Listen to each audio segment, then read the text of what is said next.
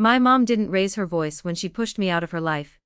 She stood in the kitchen, wiping her hands on a towel, and said, "You're a burden now. Your father doesn't need stress." I felt my throat tighten. I had just come to ask about his medicine. She looked past me, toward her phone buzzing on the counter, and added, "You're sick, weak, and useless. Don't come back here again." The room smelled like coffee, but my hands were shaking. I stepped outside with nothing but my jacket, and the feeling that something dark was being hidden from me. I didn't know then what she had already taken from us. My name is Ethan Miller. I was 28 years old, living in a small factory town in Ohio, where people recognized your car before they remembered your name. I had always been quiet, the kind of son who listened more than he spoke. At that time, I was a part-time warehouse worker, struggling to keep my body and mind steady. Most mornings I woke up alone before the alarm. The room I slept in used to be a storage room, one small window, a mattress on the floor. The air always felt stale, like it hadn't moved in years. I lay there listening to the house breathe, pipes ticking, the old fridge humming, and behind the wall my father's cough, slow, deep, and painful. Every cough made my chest tighten, like my body was answering his pain. I would sit up slowly because standing too fast made me dizzy. My body had been weak since my teens. Doctors used words like chronic and lifelong, and my mom used words like fragile and useless. I pulled on my jacket even inside the house, because the cold settled into my bones faster than other people's. My hands shook slightly as I tied my shoes. In the kitchen, my mom was usually already there, hair neat, clothes clean, always busy, always sharp. She rarely looked at me directly. When she did, it felt like standing under a bright light that showed every flaw. That morning, she was on her phone, smiling at the screen.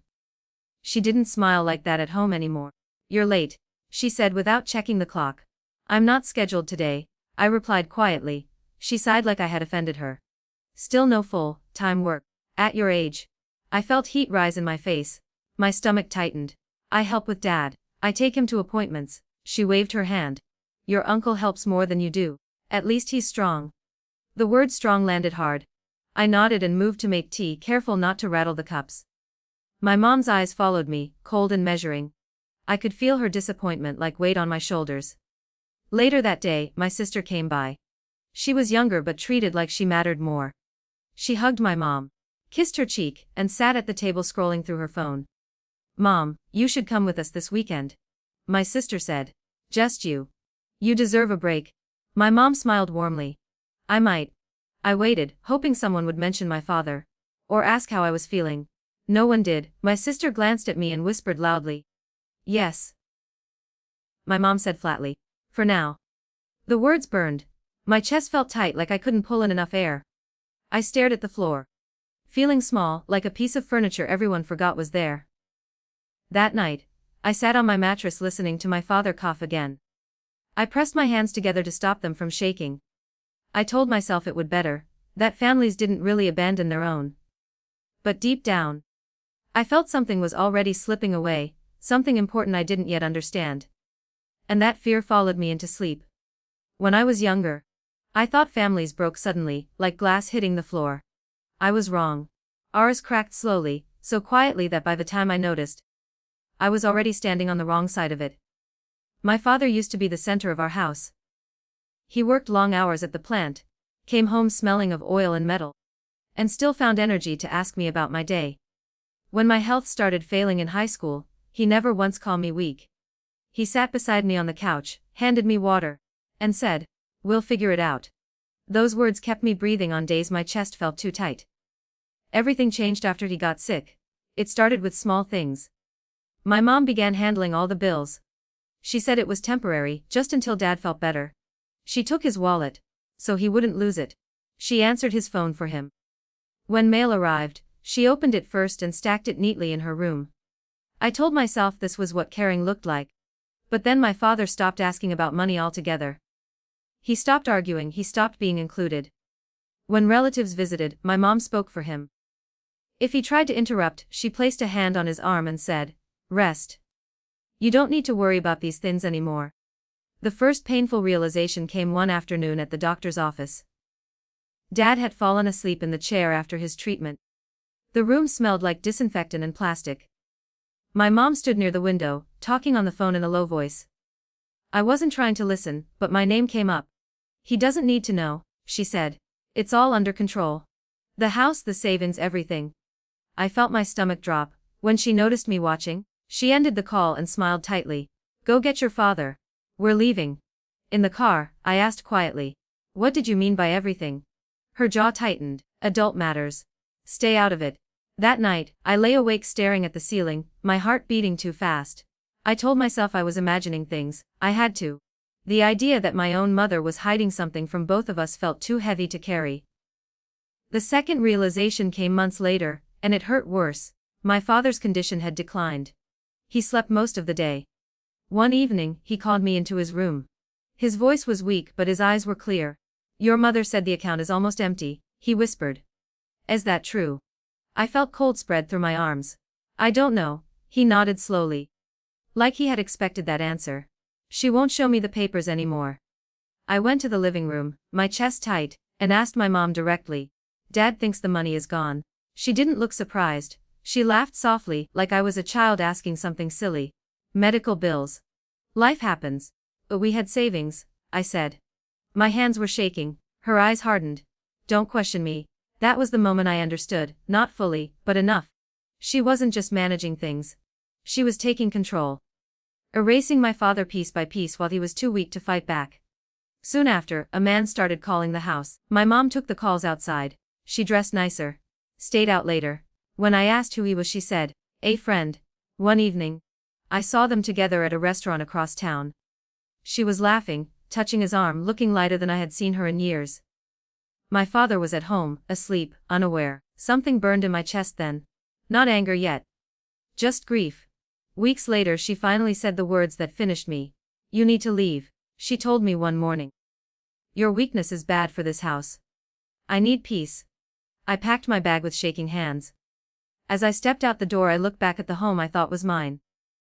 My mom didn't look at me. And that was when I realized she had already chosen who mattered. And it wasn't us. I lived on a friend's couch after that. The room smelled like old laundry and instant noodles, but at least it was quiet.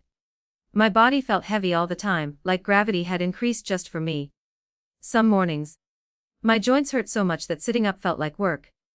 Still, I went to my warehouse shifts when they called me in. I needed the money. I needed something to prove I still existed. Weeks passed without a word from my mom. No updates about my father, no calls, no messages. I checked my phone more than I should have, feeling foolish every time the screen stayed dark. At night, I lay awake replaying her voice in my head. Weak. Burden. Bad for the house. Each word stuck to me like dirt I couldn't wash off. Then one afternoon, a letter arrived. It was addressed to my mother. But my friend handed it to me by mistake. The returned address had a law firm's name on it. My hands went cold. I stared at the envelope for a long time.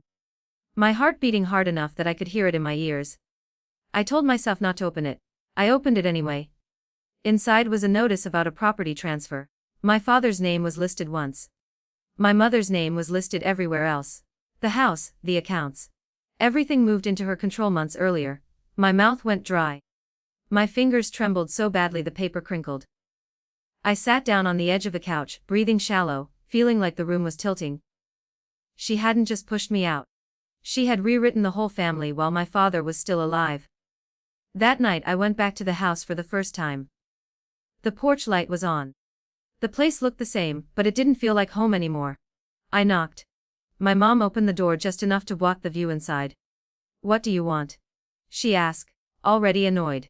I need to see Dad, I said. My voice sounded smaller than I wanted. She crossed her arms. He's resting. I saw the letter, I said. My heart pounded. Why did you move everything into your name? Her face changed. Not fear, not guilt, just irritation. You had no right to read my mail. He's still alive, I said. You did this behind his back. She leaned closer, lowering her voice. Listen to me carefully. Your father doesn't need stress.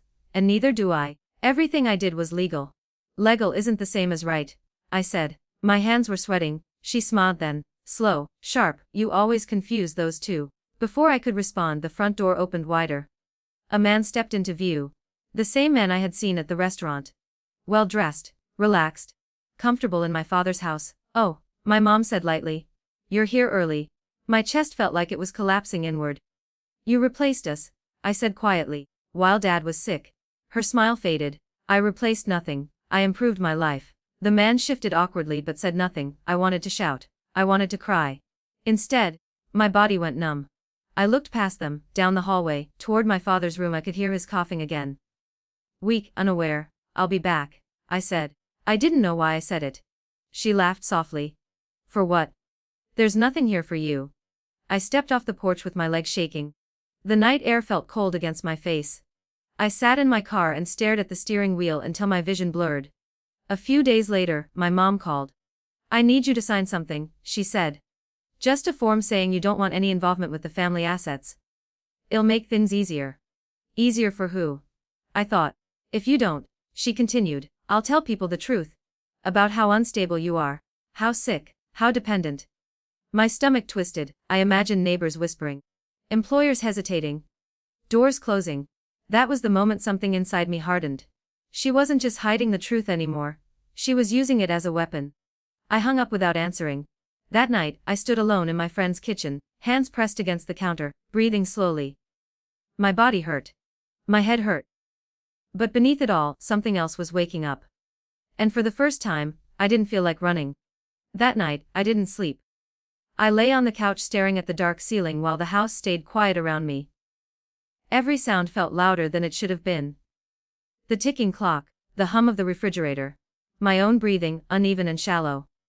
My body ached in places I didn't even know had names. My joints felt stiff, like rusted hinges. But my mind wouldn't slow down.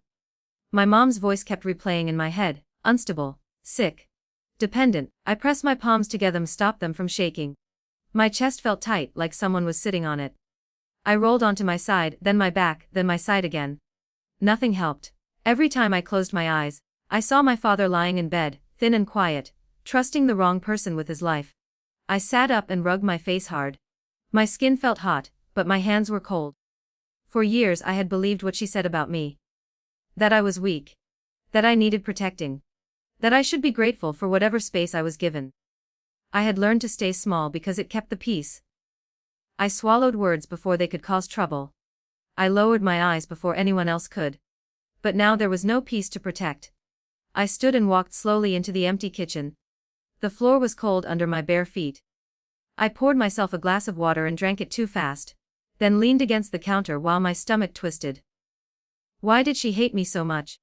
That question hit harder than the anger. I remembered being a kid, sitting at the table while my sister talked and laughed. My mom would nod at her, encourage her, tell her how proud she was. When I tried to speak, my mom would interrupt. Not now, Ethan, always later. Later never came. I remembered being sick in high school. Missing weeks of classes. My mom telling relatives, he's just not built for the real world. Saying it with a smile that made it sound like a joke. At the time, I thought I deserved it. My chest tightened again. I bent forward slightly, hands on my knees, breathing for the pressure.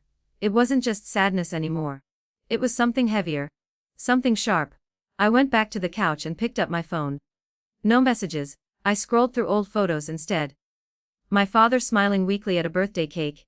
Me standing beside him, thinner than I should have been, trying not to look tired.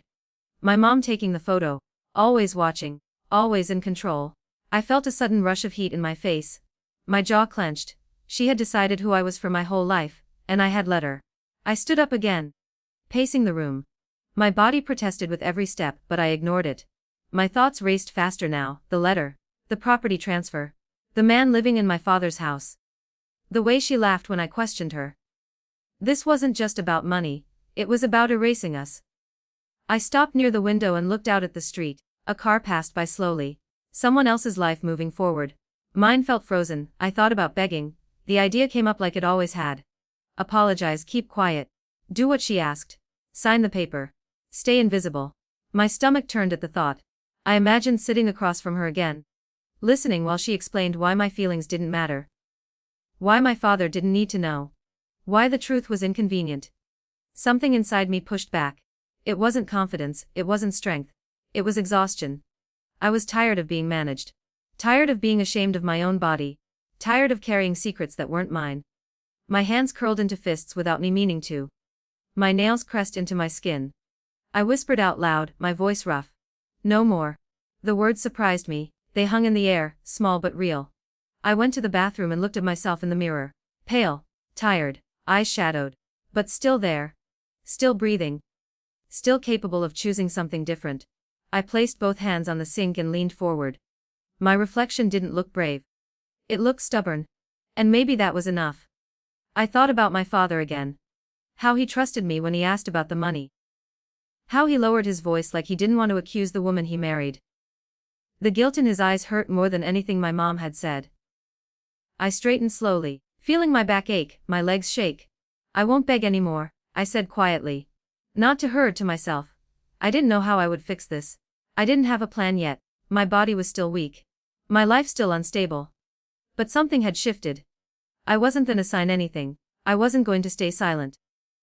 And for the first time in my life, that decision felt heavier, and more honest, than fear. I didn't know where this path would lead. Only that I had finally stopped kneeling. I started with what I could control: paper and silence. I didn't confront my mom again. I didn't warn her. I stopped reacting. Every instinct in me wanted to rush back to the house, to protect my father, to force the truth out into the open. But I knew her better than that. If she sensed panic, she would tighten her grip. So I stayed quiet. My body was still weak, but routine helped. I woke up early even on days I wasn't scheduled to work. I drank water slowly to keep from getting dizzy. I wrote things down in a cheap notebook: dates, conversations, anything I could remember clearly. And my hands cramped sometimes. And I had to stop and breathe through the pain, but I kept going. The first real step was calling the law firm listed on the letter. My voice shook when I spoke to the receptionist. I hated that. I hated how my body betrayed me even when my mind was clear. Still, I asked questions. Simple ones. Neutral ones. They wouldn't give me details. You're not listed as a party. That night, I sat on the couch staring at the wall, feeling the familiar weight settle back into my chest. For a moment, I wondered if my mom was right. Maybe this was too much for me. Maybe I should stop before I embarrassed myself. I almost did. What stopped me was my father's voice in my memory. Tired, quiet, asking if the money was really gone. The next step took more effort. I contacted an old neighbor who had helped my dad with repairs years ago. He remembered everything. He remembered when my mom stopped letting my father answer the door. When strange men started coming by while dad was bedridden. When documents were signed without my father present. He didn't look right, the neighbor said. Like he knew something was wrong but didn't have the strength to fight it. I wrote that down. I requested medical records, not to invade my father's privacy, but to establish timelines. Dates when he was heavily medicated. Days when decisions were supposedly made. My head pounded after each phone call. Sometimes I had to lie down on the floor and wait for the room to stop spinning. Weeks passed like that. Then came the setback that almost broke me. I finally got access to one document that mattered. A power of attorney my mom claimed my father had signed willingly. When I saw the signature, my heart dropped. It looked real. The date matched. Everything was neat and clean. For 2 days I couldn't eat.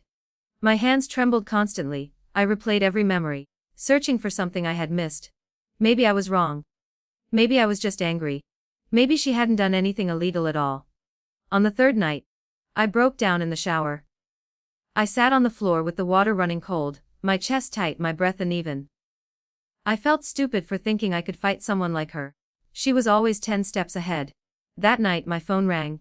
It was my father. His voice was weaker than I remembered. Your mother says you're causing trouble, he said softly. My throat closed. I'm trying to help. There was a pause. Then he said, barely above a whisper. I don't remember signing those papers. Something clicked. The next morning, I went back to the document. I compared it to old checks. Old letters. Old forms my father had signed years earlier. The handwriting was similar, but not the same. The pressure was wrong. The spacing was off. I took everything to a legal aid office. Not a fancy firm. A small place with peeling paint and tired chairs. The woman who reviewed the papers didn't promise anything. She just frowned and said, "This deserves a closer look." That was enough to keep me going. My mom sensed the shift before I said a word. She called again. You're making a mistake, she said calmly. People will see how unstable you are. I listened without responding. You won't win, she added. You never do. When the call ended, my hands were shaking, but not from fear. For the first time her voice sounded uncertain. I leaned back in my chair, my body aching, my head pounding. But my thoughts clear. I wasn't winning yet. But I wasn't losing quietly anymore. And the truth, once touched, doesn't like being buried again. The courtroom smelled like polished wood and stale coffee. I'd never been in a place like this before. The benches were lined with people who whispered to one another. Eyes flicking toward the judge, toward me, toward my mother. And there she was, sitting with that calm, collected expression. Like she hadn't stolen my father's money or erased me from the family at all. I adjusted my tie and gripped the edge of the table. My heart raced, my palms slick.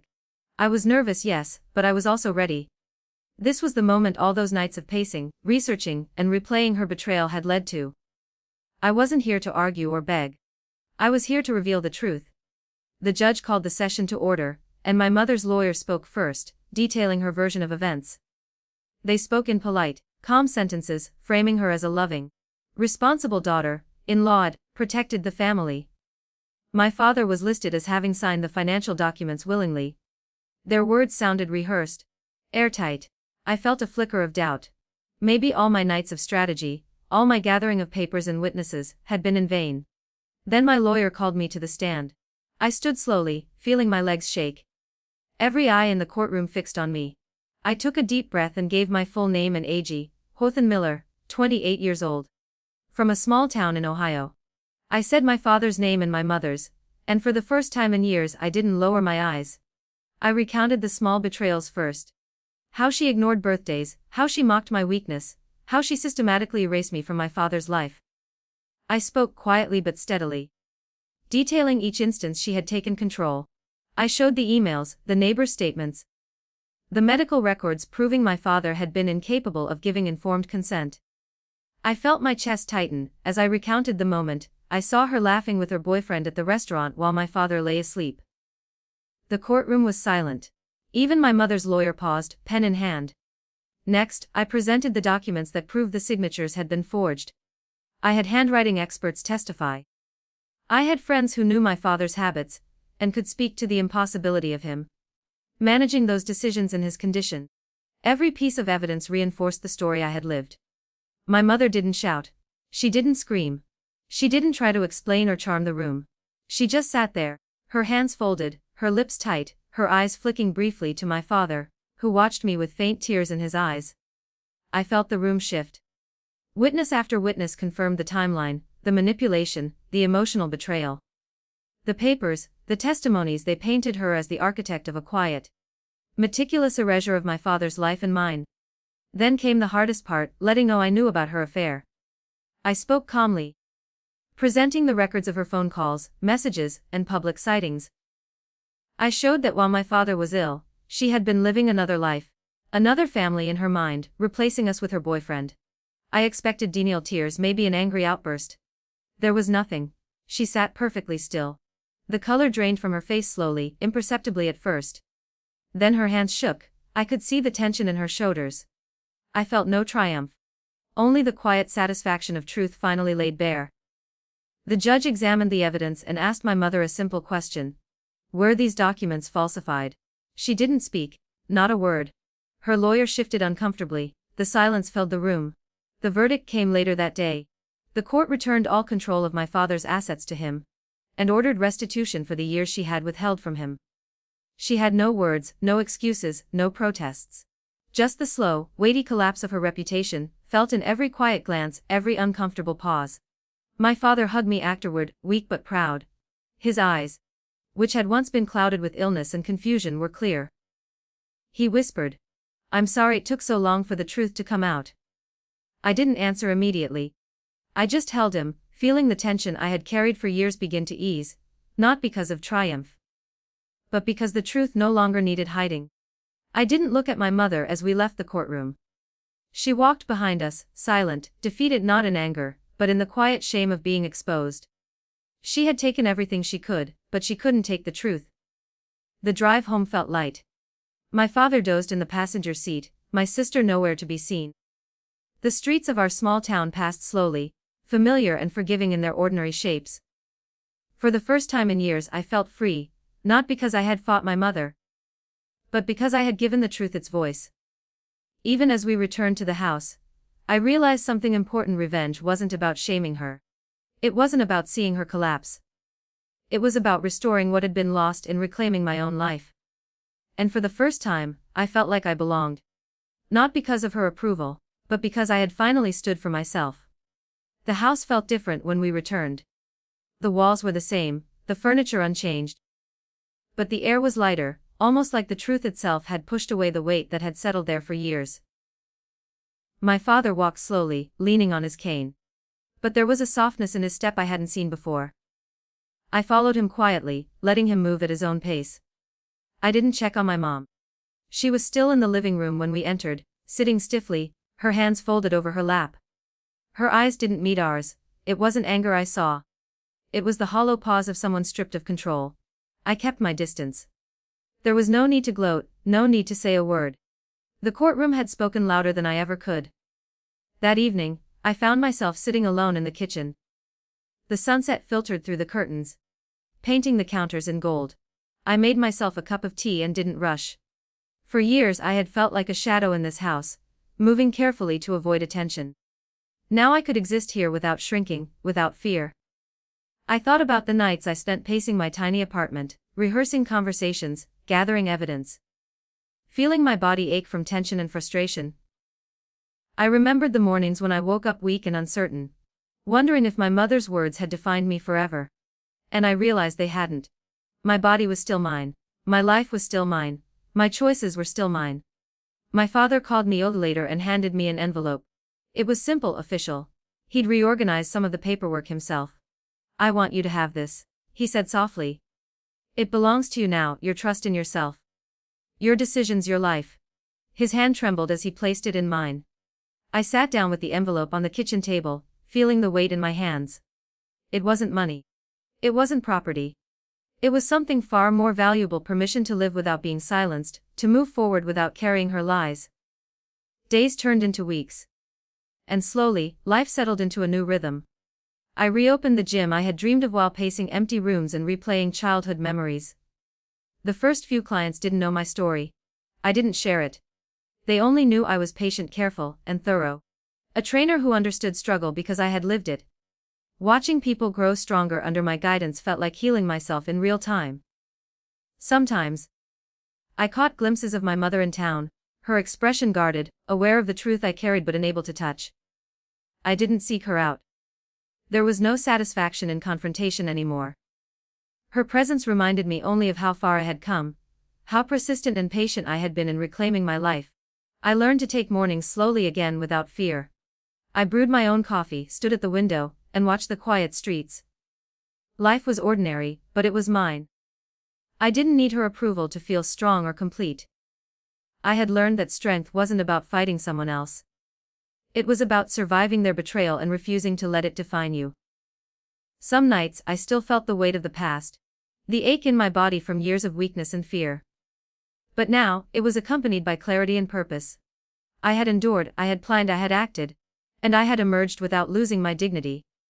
One evening, my father sat beside me in the gym office. He didn't say much, just watched me review schedules and client notes. I smiled faintly. He smiled back, tired but content. For the first time, I didn't feel the urge to explain myself or justify my choices. The space between us was quiet, filled with mutual respect and understanding rather than control and disappointment. And in that silence, I realized something. Essential: revenge had served its purpose. It hadn't been about her downfall. It hadn't been about exposing her shame for satisfaction. It had been about reclaiming what she tried to erase: my family, my dignity, my life. I leaned back in my chair, feeling the day's exhaustion in my bones. But it was the good kind, the kind that comes after action and truth. I didn't need to fight anymore. The past had its place, and I had mine. And for the first time in years, I could breathe fully, without fear, without anger, and without apology. I often think about how easy it is to let someone else define your life. My mother did it to me for years. She decided who mattered, who deserved love, who deserved respect. She whispered her judgments so quietly that I almost believed them. For a long time, I carried her words like chains, letting them shape how I moved, what I tried, and even what I dared to dream. But truth has a way of finding light, no matter how deeply it's buried. Standing in that courtroom, speaking my father's name and recounting the betrayals, I realized something crucial: revenge isn't about breaking someone else. It's about reclaiming yourself. It's about showing up, even when the world has told you that you're too weak to matter. I didn't need my mother to apologize. I didn't need her to cry or beg for forgiveness. What I needed was clarity. Proof that I could stand without her controlling the narrative of my life. And once I had that, the rest fell into place. My father regained his dignity. I regained mine. The life I built, my gym, my routine, my body, was a testament not to hatred, but to survival and patience. I also learned that strength isn't always visible. It doesn't have to be loud or vengeful. Sometimes, strength is quiet endurance, careful planning, and refusing to be erased. It's knowing that your worth isn't decided by someone else's opinion, and having the courage to claim it. Now, when I look back, I feel only a strange calm. The anger that once consumed me has faded, replaced by understanding. My mother's choices are hers, the consequences are hers.